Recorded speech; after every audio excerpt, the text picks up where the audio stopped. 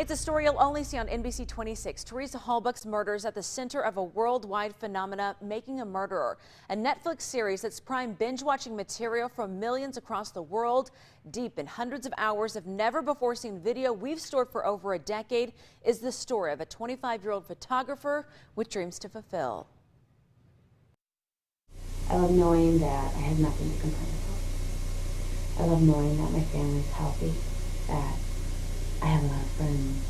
It's the home video Teresa Halbach made, never thinking it would one day be shown in a courtroom during the trial of her murderer. I love my sisters and my whole family, of course. Talking about her family, those she loved, her dreams, and her biggest regret of her life was ever cut short.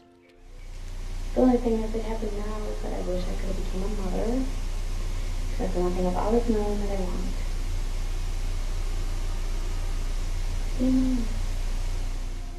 Teresa Halbach's dream of becoming a mother was taken away on October 31st, 2005.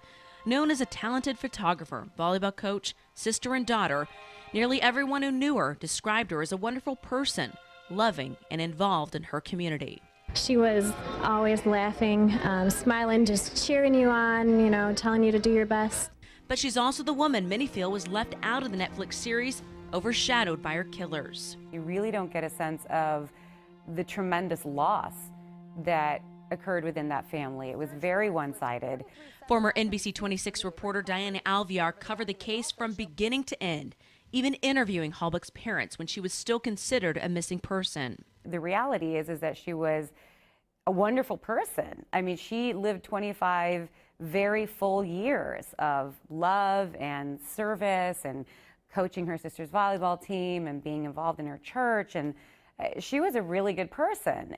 After hearing about the documentary, Alvear wrote a blog titled "Her Name Was Teresa Halbach: What Netflix Missed with Making a Murderer." I just kept saying, what about Teresa? What about Teresa? And finally I said, well, if nobody's going to speak for her publicly, I will. Because one thing that was always really important to me when I was covering a terrible case like this was never losing sight of the fact that this was a human being. Alvear said she had to make people aware that Halbach is what's missing. She says this series doesn't do her justice. At the heart of every story are people, are real human beings, and you owe it to them to present the story in a way that represents them with dignity. During a service for Teresa after her death, Marie Santiago shared this story with NBC26. I talked to Teresa because my husband and I are in the middle of an adoption, and asked her, we wanted to do a party. So I asked Teresa about her photography and doing it for us, and she grabbed my arm and just said, Marie, I could do that, and I wouldn't charge you anything for it. It would be a gift. Now this is how Marie describes Teresa. Teresa was very innovative and vibrant, youthful, had a lot of great ideas and just took charge. Those who knew her want people who watch Making a Murderer to know why Teresa was a treasure. Today I die at 1:31. I was gonna die tomorrow.